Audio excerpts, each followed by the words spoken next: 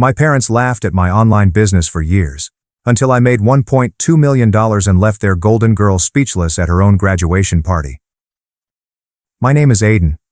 I'm 31, and if there's one thing I've learned about family, it's that they'll support you the most, unless your success makes them uncomfortable. I never took the standard route. While the majority of my relatives were away at university studying law, medicine, or whatever else would get them a LinkedIn badge and parental bragging rights, I was holed up in my childhood bedroom, creating an e-commerce brand out of thin air. Initially, the company only sold bespoke phone cases, then t-shirts. Then it snowballed. While they were submitting resumes and praying for internships, I was doing taxes for an LLC and managing 6 figures of merchandise.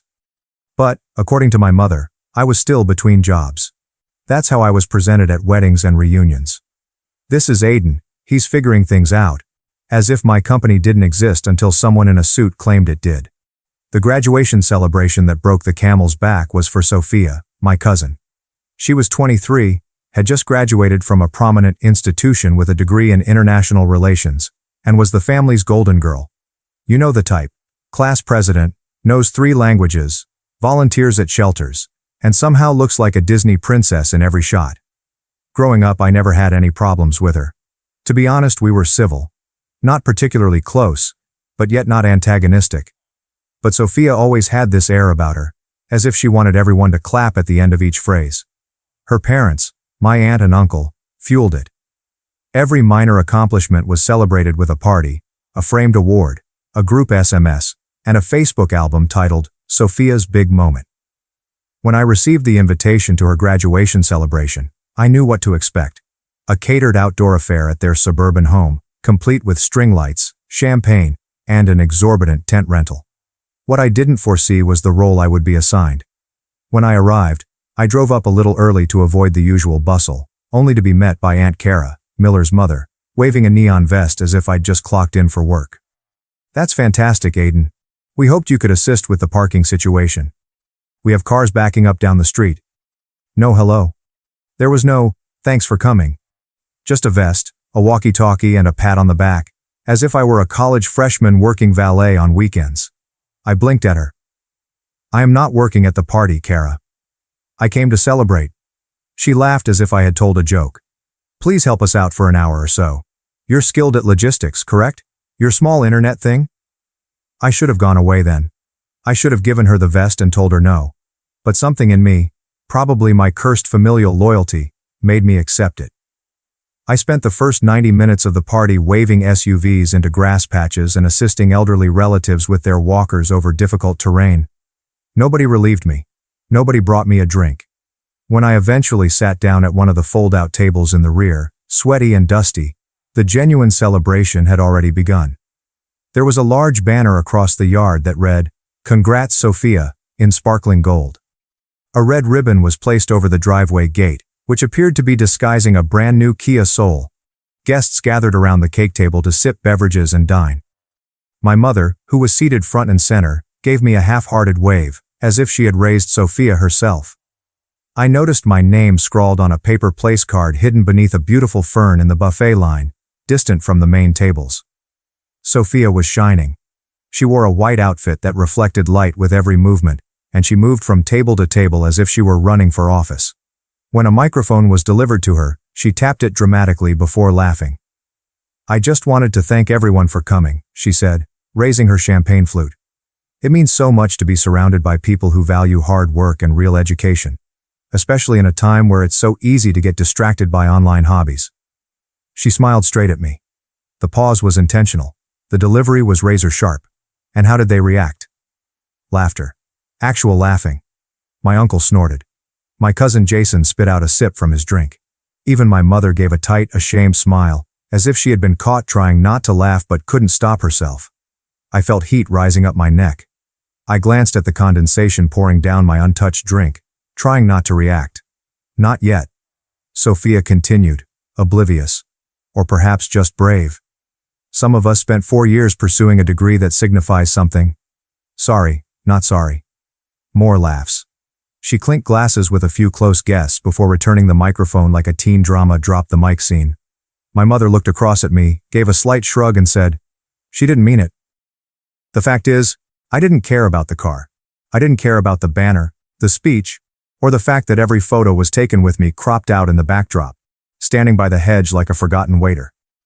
What hurt was the years of silent dismissals, smirks when I attempted to describe my job. My own mother would skip over my updates to discuss which of Sophia's lecturers formerly worked for the State Department. But, as I sat there with dust on my sneakers and a drink in my hand, something inside me moved. I waited until the last toast was given, the clapping subsided, and people began to go toward the dance floor, where a Bluetooth speaker was playing top 40 songs. I stood up, brushed off my clothes, and made my way up to the main table, where Sophia and her friends were posing for photos next to the car, still high from the ovation. "Hey Sophia," I said casually, loud enough for the close audience to hear. She paused mid-laugh, evidently not expecting me to reply. "Yeah?" she questioned, her eyes narrowing. I raised my glass and grinned. "Just wanted to say congrats. Really. Must feel great knowing your degree got you here, and it's awesome that your family supports you so much." I took a large sip. My little online hobby just cleared $1.2 million this year. But hey, nice Kia. Silence. Sophia's smile froze. Someone behind her dropped a fork. My uncle's mouth dropped open. My mother blinked twice as if she couldn't process the words. I did not wait for their reactions to subside. I simply nodded, turned on my heel and walked away toward the gate. The last thing I heard was someone whispering, "Wait, what did he say?" And I had no intention of staying for what happened next. As I walked down the gravel road to my car, I could feel the stairs piercing my back like heat bulbs. I did not turn around. I did not need to. I had played my part. I had spoken everything I needed to say, and I knew that small mic drop moment would reverberate throughout the gathering like a pebble on still water. The fact is, I hadn't planned on saying anything. I actually hadn't. However, years of being the family's quiet afterthought, the one who got the short end of the talk and the long list of favors, had finally added up. And Mallory's arrogant little jab? That was the last straw. When I got into my car and drove away, no one came after me. Not yet. But by the time I arrived home, parked in front of my stylish 3-bedroom house, which I purchased outright last year, my phone had already started buzzing. First came the texts. One from my mother. "That was uncalled for, Aiden. You embarrassed the entire family." Then another. "We'll chat later. Please do not make a big deal out of it." Then Aunt Kara asked, "Was that really necessary?" Sophia worked hard to earn her degree. You are not the only one having accomplishments. I didn't respond. I turned off my phone, dropped it on the kitchen counter, and let the silence of my home wash over me. That night, I got the best sleep I'd had in months. The aftermath occurred in waves over the next 2 days. Monday morning, I opened my business email and discovered 3 fresh interview requests. Apparently, one of Mallory's friends looked up my company after the party and was really happy with what we'd accomplished. Built, not fallen into. This isn't some minor online activity. That word meant something to me. A month ago, I might have forwarded the inquiries to my assistant. What about now? I took the calls myself. For once, I wanted others to hear my story. Tuesday evening, my mother arrived at my door. She didn't text me first. She just rang the doorbell, clutching a Tupperware container, as if it was still 2006 and I was a college student in need of lasagna and life counsel. I opened the door slowly. "Hey," she said a little too quietly. "I brought dinner." I stepped back and motioned her in. She hovered in the entrance, surveying the living room as if it were the first time she'd seen it. The minimalist furniture, local art pieces, and smart lighting. All of it screamed success in a language she had never bothered to understand. "You've done well for yourself," she finally replied. "Yeah," I replied. "I have." She placed the Tupperware on the countertop. "You embarrassed Sophia and the entire family. She is devastated." I folded my arms and leaned on the kitchen island. "Mom, she mocked me in public. I did not start anything, I finished it." "But $1.2 million. She stated it like it was a sin, as if saying it aloud would call an IRS demon. "It's the truth." She stopped, her jaw stiff. "Why haven't you told me?" I laughed, not unkindly. "I did. You simply never wanted to hear it. You liked the version of myself that needed assistance. That fits into your tiny story.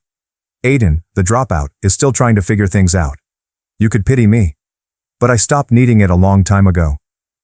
She sat down hard, as if my words had knocked the wind out of her. I wasn't trying to pity you, she added quietly. No? I asked.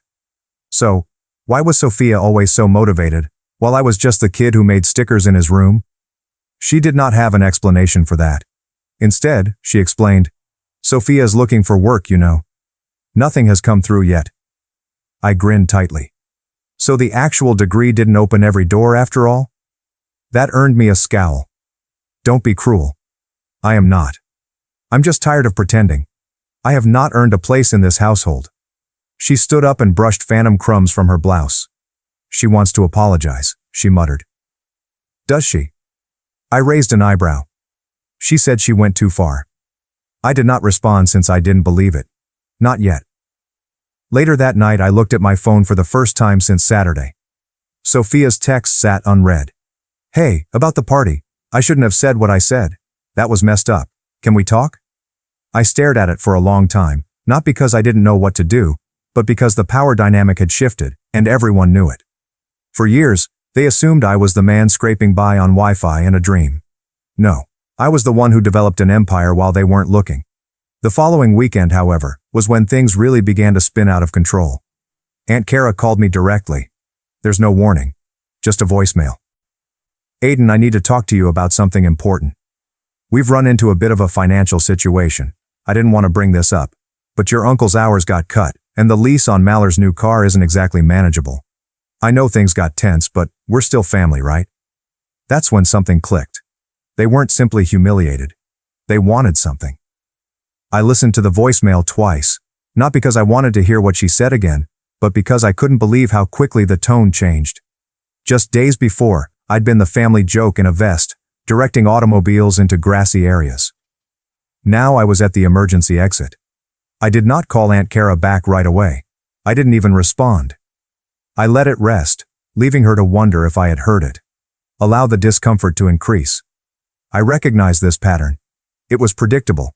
First the derision, then the stillness, then the sudden tenderness and the, "we're still family" line, as soon as they needed a favor. And make no mistake, this was a favor. A pricey one. I sat down at my kitchen table, opened my laptop, and went to Sophia's Instagram. She'd shared a carousel of photos from the party, including the banner, speeches, and the keys to her new automobile, with a comment, "To new beginnings and real work that makes a difference." Right. Real work. That phrase again. I browsed through the comments and saw dozens of likes from extended family, acquaintances, and former classmates. A handful of them tagged her and expressed how amazing she was. One of them even said, "Can't wait to work with you at the embassy." That made me smirk. I knew Sophia hadn't received a single job offer. Not because she told me, but because my mother had accidentally let it slip while half defending her in my kitchen. The girl who toasted to genuine degrees and derided internet hobbies was now 3 months into post-graduation unemployment, and plainly stressed out. Still, I had no plans to do anything. I wasn't looking for blood. Not yet. Then came the second call. This one came from my uncle. "Aiden, hello. I just wanted to clarify the air. You know we love you. Always have. What about the whole party thing? Just a little playful taunting. Sophia has a great sense of humor, doesn't she? She takes after her father." He grinned nervously. "Kara mentioned the lease and left you a message. We're simply a touch tight this month.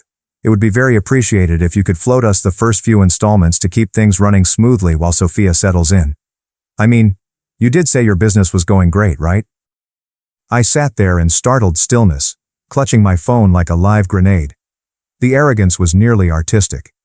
There was no mention of the years I had spent quietly footing costs for birthday gifts, Christmas feasts, or family emergencies, while they offered me folding chairs and backhanded compliments. There was not a single acknowledgement that Sophia's words were cruel, not mocking, humorous, or a joke. No apologies. Just more entitlement. Simply more of the same. That's when I opened the spreadsheet I'd saved for years. Not excessively. Just be methodical. Every dollar I'd ever given or spent on this family.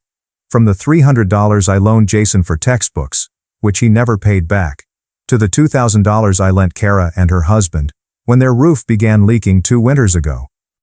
I had been guilted into doing every favor. I paid every bill quietly to keep the peace. What is the grand total? $42,860. $42,860, not including interest.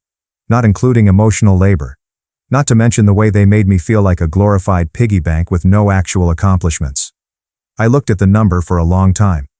Then I took a big breath and began crafting a note for Sophia. Hey, got your text. Been thinking about it. Appreciate the apology, but I've been thinking maybe it's time for some clarity. For everyone's sake. You're right, by the way. You did work hard. I just don't think that justifies mocking other people's success, especially when you don't fully understand it.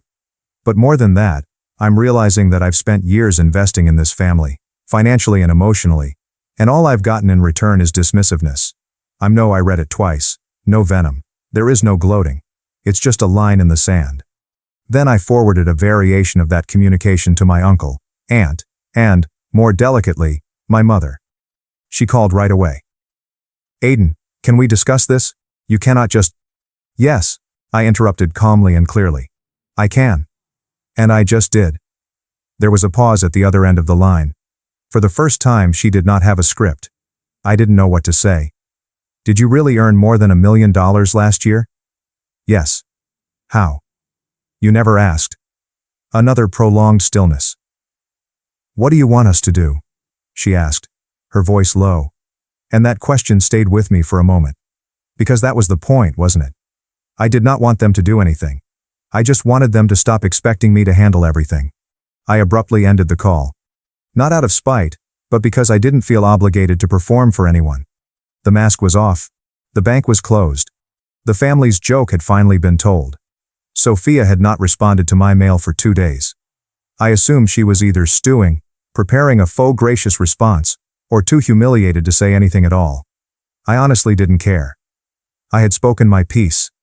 The weight that had been resting on my chest for years, guilt, obligation, the continual sense of being seen but never valued, was finally lifted. For the first time in forever, I felt light.